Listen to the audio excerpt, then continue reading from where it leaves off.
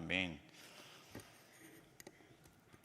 로마서를 온전히 우리가 제대로 이해하려면 당시 로마 교회 내부의 정황을 파악해야 합니다. 그래야 바울의 어떤 명확한 의도를 알 수가 있고, 이 바울의 의도는 성경의 원 저자이신 성령의 의도와 밀접하기 때문에 그렇습니다. 그렇다면 바울이 왜 지금 이 말씀을 하고 있느냐? 유대인들이 율법을 가지고 자기의 나음을 주장했다. 그러니까 자기가 더 탁월하고 자기가 더 낫다고 여겼기 때문입니다. 어제 살펴본 말씀도 서민영 목사님 통해서 우리가 들은 말씀도 그런 문맥 속에서 이해해야 되는 것이죠. 바울은 율법을 받았다고 해서, 율법을 가지고 있다고 해서, 율법을 맡았다고 해서 하나님의 의를 얻을 수 없다고 말씀합니다. 그러면 어떻게 해야 되는가? 율법을 온전히 지키고 따라야 되는 것이죠. 하나님께서 율법을 통해서 전하여 주신 그분의 온전하신 뜻을 쫓아 행하는 자들만이 의롭다함을 받는다 하는 것입니다. 율법을 받지 못한 사람들도 만약에 선한 양심을 가지고 율법에 나타난 하나님의 온전하신 뜻을 행할 수만 있다면 그들은 오히려 하나님의 의를 얻을 것이라는 거예요. 그러니까 율법이 있든 없든 중요한 것은 하나님의 온전하신 뜻대로 행하느냐 행하지 않았느냐가 기준이 되고 그것이 심판을 자초하게 되는 원인이 된다 하는 것입니다.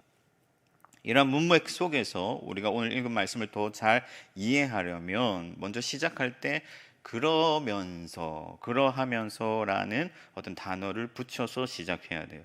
그러니까 너희가 하나님의 온전하신 뜻을 알지도 못하고 행하지도 못하면서, 그러면서 너희가 스스로 유대인이라 하고 율법을 의지하고 하나님을 자랑하느냐 하는 것입니다.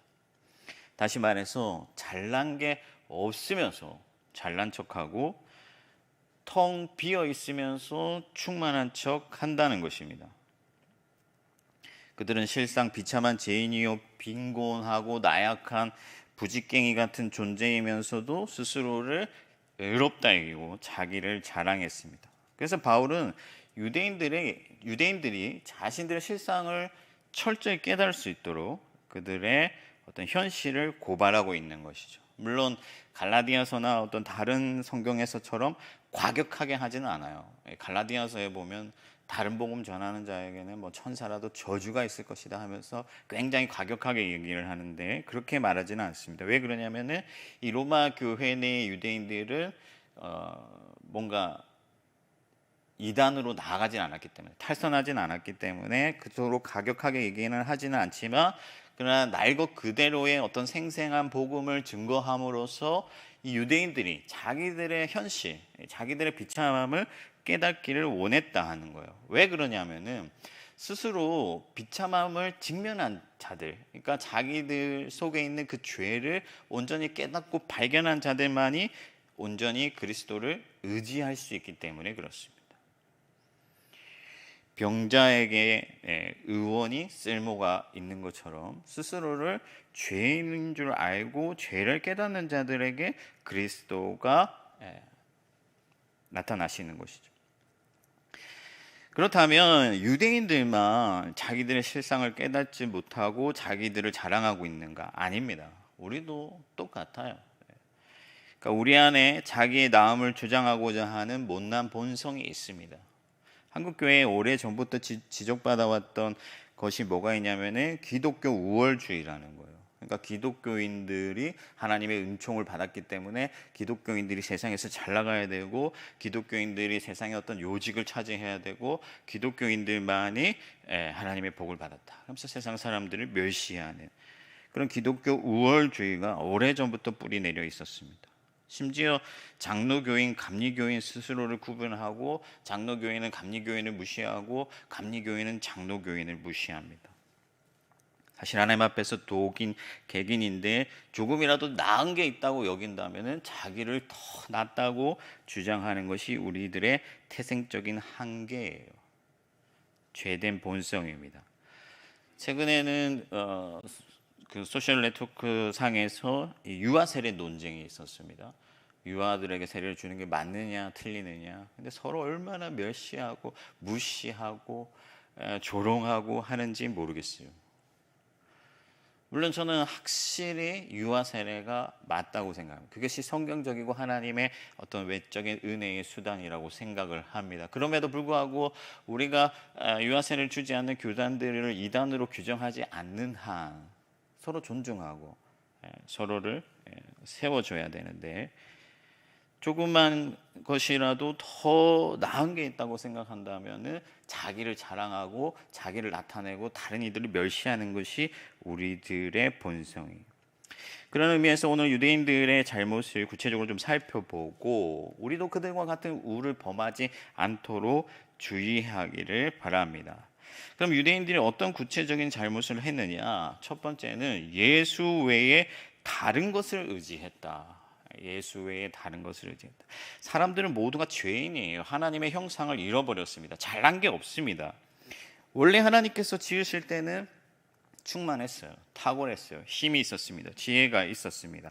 그러나 죄를 짓고 모든 것을 잃어버려서 텅 비었습니다.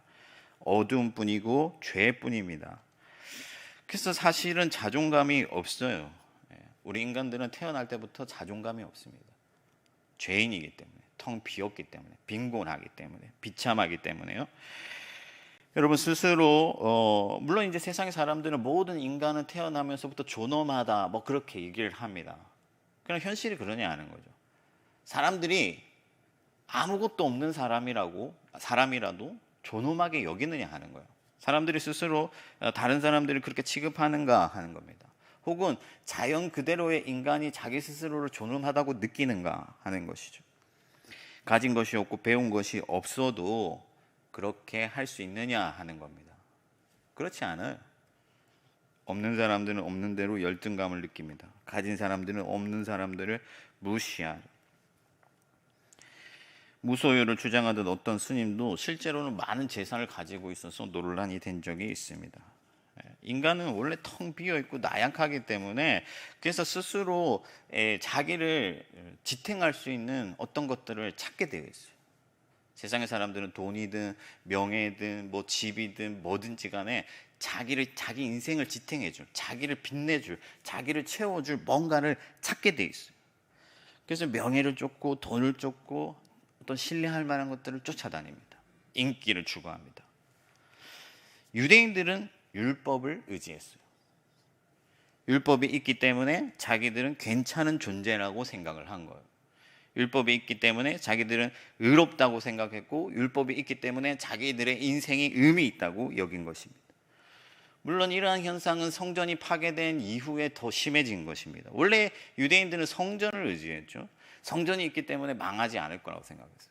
성전이 있기 때문에 자기들은 특별한 존재라고 생각을 했습니다. 그래서 하나님이 성전을 부셔버렸어요.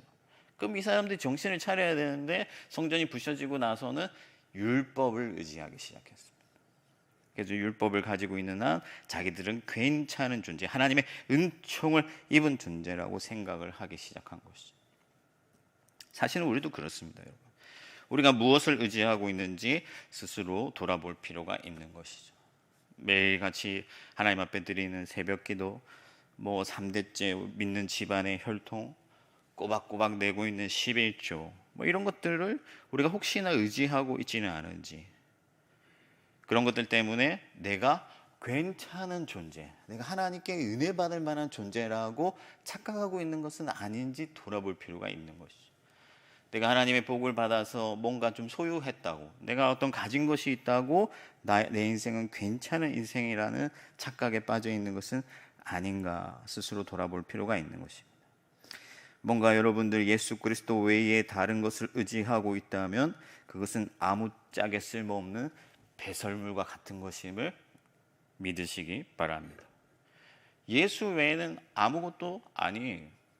바울은 바리새인이요 베냐민 지파요 히브리인 중에 히브리인이었으나 그러나 그는 그 모든 것을 배설물로 여기기를 원한다, 그렇게 말했습니다. 왜 그렇습니까?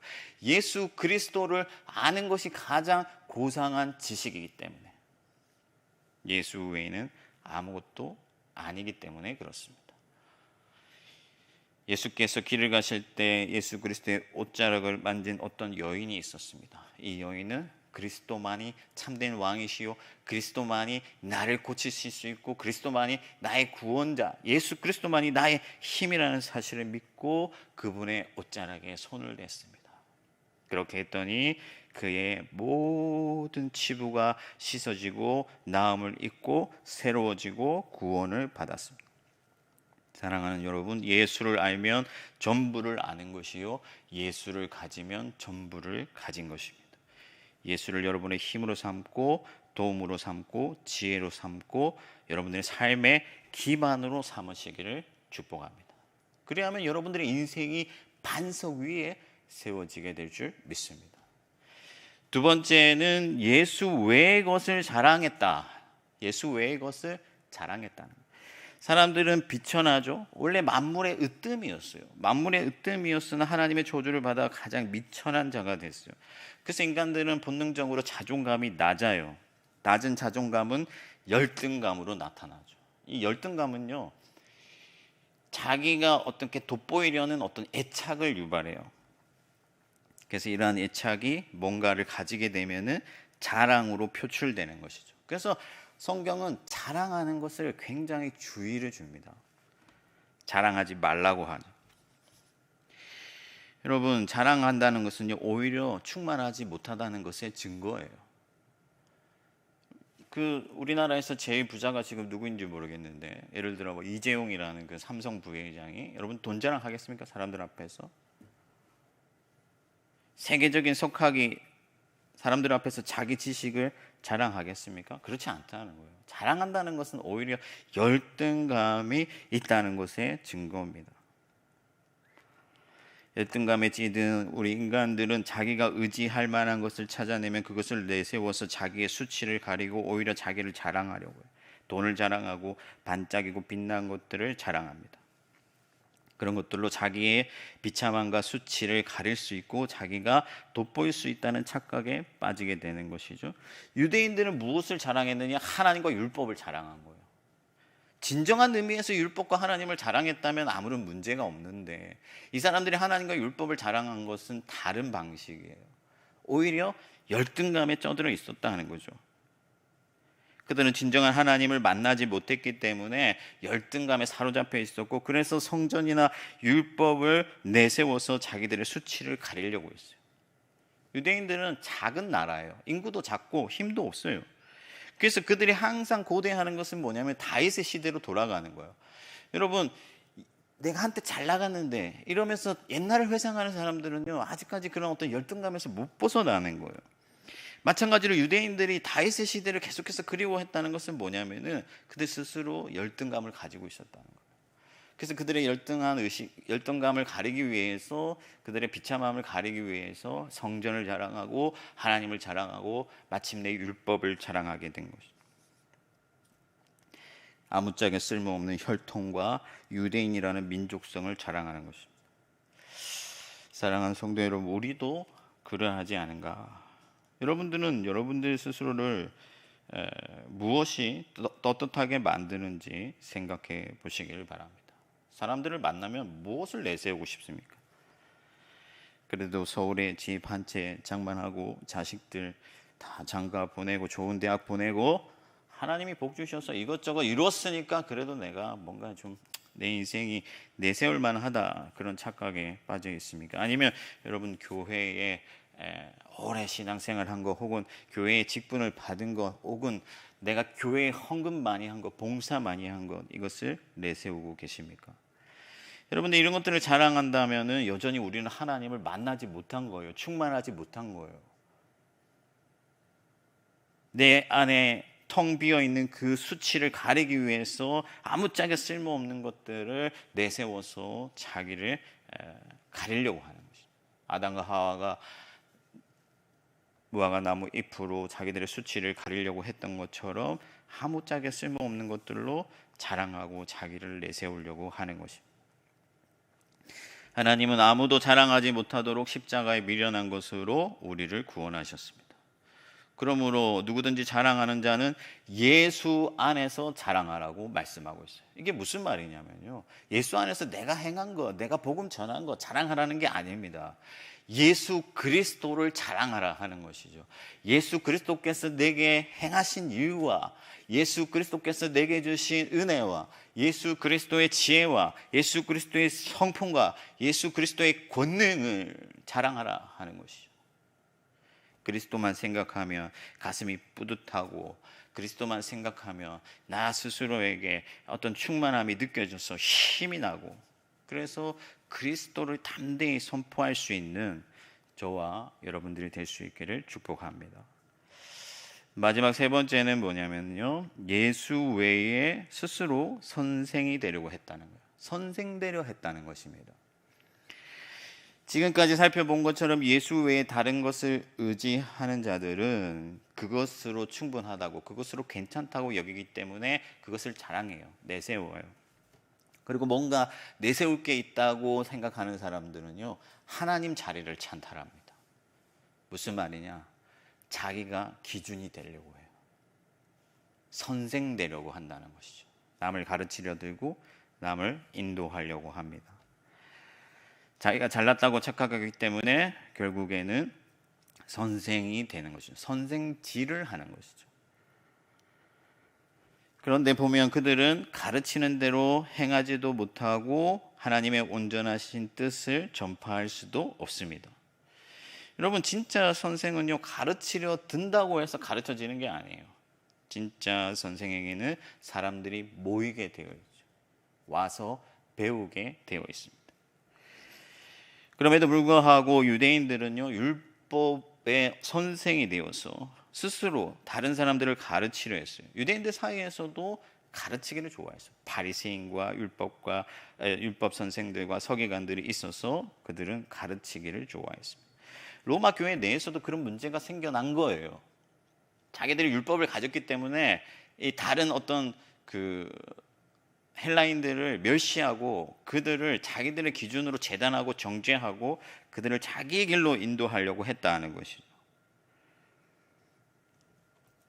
그러나 그들은 가늠하지 말라 하면서 가늠하는 자들이었습니다. 스스로 맹인의 길을 인도하는 자요 어둠 가운데 빛이라고 여겼지만 그렇지 않았다 하는 것이죠. 결국은 같은 어둠일 뿐이다, 같은 맹인일 뿐이고 맹인이 맹인을 인도하는 격일 뿐이다 하는 것이죠. 왜 그렇습니까? 예수 그리스도께서는 음욕을 품은 자마다 이미 가늠했다. 우리 모두가 죄인이요, 하나님 앞에 우리는 설 수 없는 어떤 비참한 존재라는 것을 그리스도께서 말씀하고 계신 거예요. 그럼에도 우리는 뭔가 내가 신앙생활이 오래되고 내가 직분을 받고 내가 뭔가 이룬 게 있다고 착각하면 다른 사람들을 가르치려고 드는 것이죠. 내가 선생이 되고 내가 기준이 되는 것입니다. 그래서 남들은 나만큼은 해야 돼요. 내가 옳고 그래서 내가 가는 길을 따라와야 돼요. 그러나 정작 우리의 삶의 궤적들을 살펴보면 우리가 충분히 그리스도의 빛을 나타내고 있는가? 그렇지 않다 하는 것이죠. 바울이 말한 것처럼 내가 그리스도를 본받은 같이 너희도 나를 본받으라고 말할 수 있는가? 그렇지 못한 경우가 많다 하는 것입니다. 사랑하는 성도 여러분, 우리의 선생은 하나뿐이시다. 예수 그리스도뿐인 것을 믿으시길 바랍니다. 예수 그리스도께서 오직 한 선생이시기 때문에 너희 가운데 많은 선생이 나서는 안 된다고 성경은 말씀하고 있습니다. 온전히 그리스도의 뜻만을 나타내고 진리만을 선포하고 우리가 온전히 그리스도를 본받고 그리스도를 따라가면 우리의 삶을 통해서 다른 사람들이 그리스도를 쫓게 되고 그리스도를 발견하게 되는 것이죠. 이것이 참된 빛의 삶인 것입니다. 그런 의미에서 바울은 내가 그리스도를 본받은 같이 나를 본받으라 한 것이죠.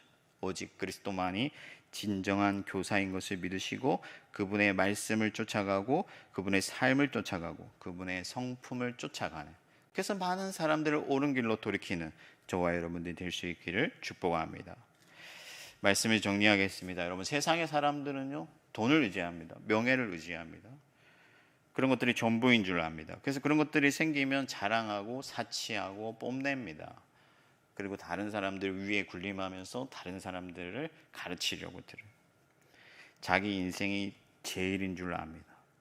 유대인들은 율법을 의지하고 율법을 자랑하고 스스로 어두움의 빛이라고 여겼습니다. 그래서 같은 교회에 있으면서도 자기들의 나음을 주장하고 자기들의 탁월함을 주장하고 교만하여서 헬라 교인들을 핍박했습니다. 그러나 실상 바울은 얘기하는 것이죠. 너희는 비참한 죄인일 뿐이다. 예수 외에는 아무것도 아니다 하는 것이죠. 율법은 오히려 너희의 죄를 깨닫게 할 뿐이고 너희는 하나님을 온전히 경외하고 그리스도 예수를 쫓아야 한다고 말하는 것이 바울의 전체의 맥락이에요. 나중에 더 살펴보겠지만 이제 우리에게는 율법이 아니라 성령이 계시죠. 성령이 우리 안에서 우리의 죄를 조명하여 주시고 우리의 어둠과 우리의 비참한 실상을 밝혀주시는 것이죠. 성령 안에서 자기의 실체를 깨닫고 우리의 비참함을 직면하고 오직 예수 그리스도께 나아가기를 소망합니다. 예수가 없으면 아무것도 아닙니다. 오직 예수만 의지하고 예수만 자랑하고 예수만 따라가는 저와 여러분들 될 수 있기를 주님의 이름으로 축원합니다. 하늘에 계신 우리 아버지, 아버지의 이름을 거룩하게 하시며 아버지의 나라가 오게 하시며 아버지의 뜻이 하늘에서와 같이 땅에서도 이루어지게 하소서. 오늘 우리에게 일용할 양식을 주시고 우리가 우리에게 잘못한 사람을 용서하여 준 것 같이 우리 죄를 용서하여 주시고 우리를 시험에 빠지지 않게 하시고 악에서 구하소서. 나라와 권능과 영광이 영원히 아버지의 것입니다.